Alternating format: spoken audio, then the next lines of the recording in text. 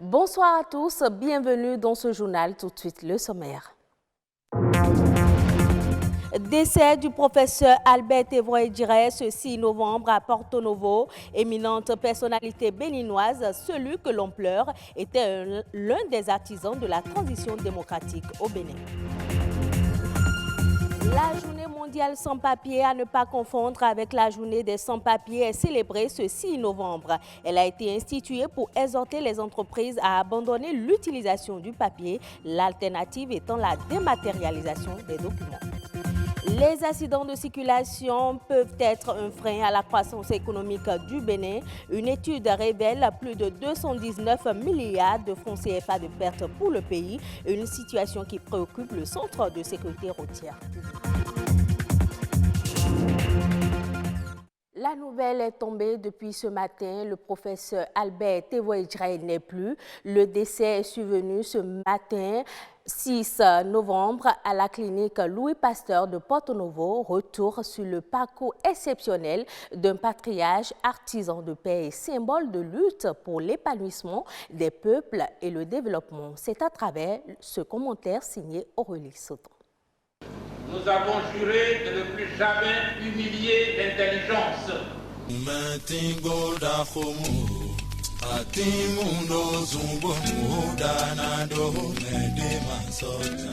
Le Bénin vient de perdre l'un de ses vaillants fils, Albert Tévoé-Djiré, plus connu sous le pseudo Renard de Djlegbe, ou encore Frère Melchior, a tiré sa révérence. Né le 10 novembre 1929 à Porto Novo, Albert Tévoé-Djiré a marqué à plus d'un titre l'histoire politique du Bénin.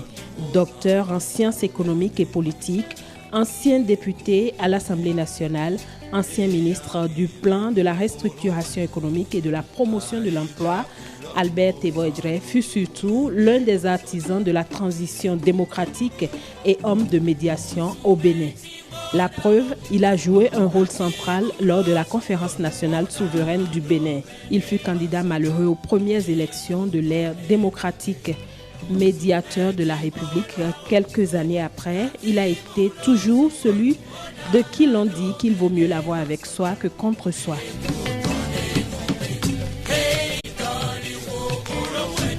Au plan international, déjà en 1961, il devint secrétaire général de l'Union africaine et malgache.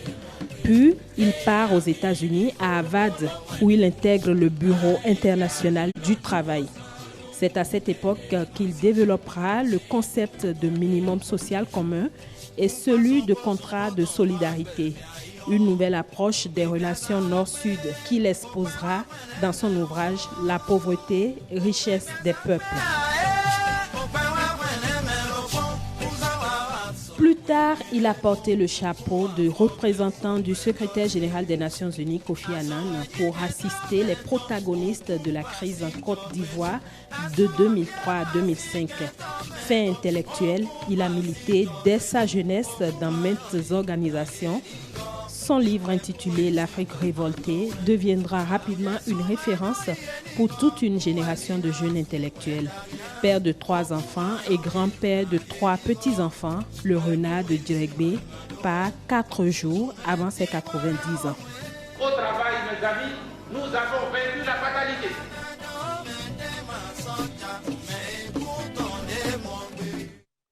Parlons à présent de la journée sans papier célébrée ce 6 novembre. Malgré l'avènement du numérique, le papier garde toujours sa place. Evra Anani et Edwige Agossou nous en parlent. 398 millions de tonnes de papier sont consommées dans le monde chaque année. Et ce n'est pas tout. Selon le magazine The Economist, ce sont près de 15 000 milliards de feuilles qui sont imprimées via les imprimantes chaque année. Au Bénin, un employé imprime en moyenne 28 pages par jour. Ces statistiques impressionnantes correspondent bien entendu à une moyenne. Le papier a été utilisé pendant plusieurs années comme un support indispensable pour la diffusion et la transcription des données. Certaines sociétés continuent d'imprimer de gros rapports afin de les consulter sur un support physique plutôt que sur ordinateur. Les vieilles habitudes ont la peau dure. C'est un peu difficile aujourd'hui pour nous de travailler sans papier. Une société qui n'utilise pas de papier, c'est un peu comme une société qui n'a pas de mémoire, qui n'a pas d'archives. Donc aujourd'hui, le papier est très indispensable pour nous. Nous sommes dans une activité où nous faisons les appels d'offres. Et pour les appels d'offres, il faut obligatoirement déposer les dossiers sur support papier. Donc nous tournons autour de 70 à 75 rames par mois. Néanmoins, il existe quelques astuces pour réduire la consommation de papier au sein d'une entreprise. Au niveau de la poste, les marchandises qu'il y a, d'abord, il faut du papier. Les clients doivent envoyer la lettre au fournisseur qui va envoyer maintenant un certain nombre de catalogues, de grands catalogues, dont les catalogues les redoutes, qu'on ne reçoit plus. Donc aujourd'hui, le client va directement, il se connecte, il fait sa commande et il fait le mandat électronique. Et après, ce n'est que le colis qu'on reçoit ici. Donc déjà, ça fait déjà un effort pour diminuer le papier. Aujourd'hui, nous sommes à l'ère du numérique et avec l'Internet, vous pouvez envoyer, recevoir des fichiers numériques dont l'utilisation est très facile, même plus facile que le papier. Donc nous sommes en train de mettre en place certaines dispositions pour pouvoir venir là. Bien vrai que ça coûte un peu pour la société, mais nous n'avons pas le choix aujourd'hui. Réduire sa consommation signifie moins de papier, moins d'imprimantes à maintenir en fonctionnement et moins de cartouches d'encre à jeter. À l'heure du réchauffement climatique, la dématérialisation de documents est la solution pour pallier cette problématique. Du monde en un village planétaire a fait naître aujourd'hui le digital. Véritable levier de croissance des entreprises, il compte aujourd'hui plusieurs opportunités dont profitent les jeunes. Une équipe de la rédaction s'est rapprochée de Fidéon Adéagboaï, meilleur entrepreneur en 2019 au niveau continental. Il explique comment l'entrepreneuriat des jeunes peut participer au développement du continent africain. Les entrepreneurs en tant que créateurs de richesses, à travers leurs innovations, leurs prouesses, sont ceux-là qui doivent impulser la dynamique économique. La responsabilité du développement de l'Afrique nous incombe, je dirais, à 70%, en ce sens que les gouvernants, ils ont juste la responsabilité de créer des conditions favorables, d'assurer la stabilité et la paix, de créer des conditions fiscales favorables à l'émergence des entreprises. Il y a de nouveaux métiers qui sont nés du numérique aujourd'hui. On parle de community management, on parle de marketing digital, on parle d'intelligence artificielle, on parle de robotique. Il y a autant de compartiments à explorer. Le marketing digital est très important à mon avis, en ce sens que quoi qu'on fasse, on a besoin de vendre. On a beau innover, il faut pouvoir vendre. L'Afrique, c'est un gros marché, c'est un marché de plus d'1 milliard de potentiels consommateurs. Il faut qu'on puisse reconquérir ce marché parce que, voyez-vous, sur le total des échanges en Afrique, seulement 8% se font entre pays africains. Donc, il y a 92% d'échanges qui sont tournés vers d'autres continents. Il faut reconquérir le continent, voilà. Le Bénin perd chaque jour ses fils à la suite des accidents de circulation. Des accidents de la route qui constituent la première cause de décès chez les jeunes de 15 à 29 ans. Les acteurs de la sécurité routière veulent réduire le taux de mortalité, mais ont du mal à hisser leurs préoccupations au rang des questions prioritaires. Pourtant, au Bénin, un peu plus de 219 milliards de francs CFA de pertes ont été enregistrés en 2016 avec pour cause l'insécurité routière. Louis Koudogbo, Rodrigue Babagueto. Doit-on lui coller l'étiquette de mal du siècle? Tout porte à le croire si l'on se réfère aux statistiques publiées par l'Organisation mondiale de la santé. L'OMS, dans son rapport Sécurité routière 2018, mentionne Plus de personnes meurent maintenant à la suite d'accidents de route que du VIH-Sida, de la tuberculose ou de maladies diarrhéiques. Au Bénin, l'Organisation mondiale de la santé compte un peu plus de 2800 morts par an, soit environ une moyenne de 2 morts et de 12 blessés par jour. Pour le Bénin, d'une manière spécifique, vous allez voir que nous enregistrions environ 700 morts. C'est les statistiques qui avaient été menées en 2015. Aujourd'hui, nous oscillons autour de 620, 630.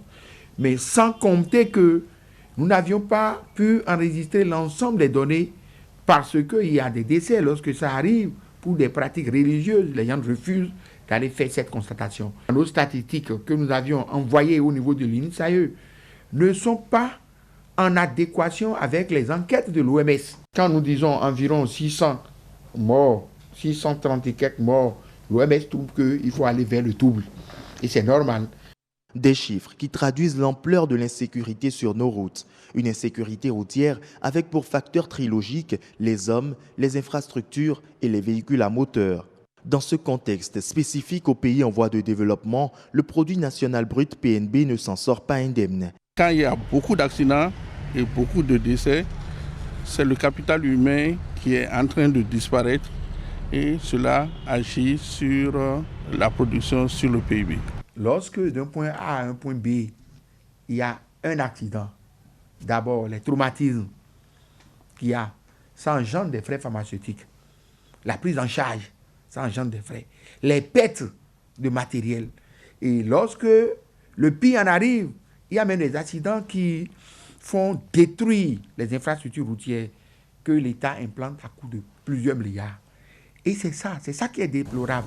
L'incidence économique de l'insécurité routière dans les pays à revenus intermédiaires oscille entre 1,5 et 3%. En 2017, pour un PNB d'un peu moins de 1700 milliards de francs CFA, les accidents de la route ont engendré au Bénin une perte d'environ 42 milliards de francs CFA. Que faire alors pour inverser la tendance? Investir dans la sécurité routière ne doit pas être une activité connexe parce qu'elle permet de sécuriser plutôt le capital humain. Au niveau mondial, lorsque vous voulez évaluer, lorsque vous voulez concevoir un projet avant d'aller vers l'évaluation, il faut réserver 10% des financements par rapport à la sécurité routière. C'est-à-dire qu'il faut sensibiliser d'abord, il faut faire les études d'abord avant projet, il faut voir comment est-ce que les signalisations sont faites, comment est-ce que les places sont disposées, et il faut pouvoir assurer la lisibilité, la visibilité de la voie. Autant de pistes de solutions qui permettront au Bénin de réduire le nombre de décès imputables aux accidents de la route, ce qui lui permettra d'atteindre les objectifs de développement durable d'ici 2020, comme prévu dans son plan stratégique de développement. Hors du Bénin, le Burkina Faso envisage de mobiliser 10 milliards de francs CFA sur le marché des titres publics de l'Union économique et monétaire ouest-africaine. Les fonds serviront à l'émission de bons assimilables du Trésor auprès des investisseurs de la zone. Au cours du premier semestre 2019, le pays des hommes intègres avait déjà réussi à lever environ 151 milliards de francs CFA auprès des investisseurs sur le marché financier régional. Cette performance fait du Burkina Faso le deuxième pays ayant réalisé les plus grosses émissions de titres avec 17% du total des titres émis dans l'Union au cours de la période revue derrière la Côte d'Ivoire. Au Cameroun, 18 milliards de francs CFA seront investis pour approvisionner 60 villages en eau potable dès 2020. Le projet, qui va s'étendre sur une période de 4 ans, va contribuer à améliorer le taux d'accès à l'eau potable au Cameroun. Selon une étude de l'Institut national de la statistique datée de 2018, seulement 45% des populations en milieu rural ont accès à l'eau potable contre environ 17% en zone urbaine. Ce sera tout pour cette édition. Merci de préférer BB24.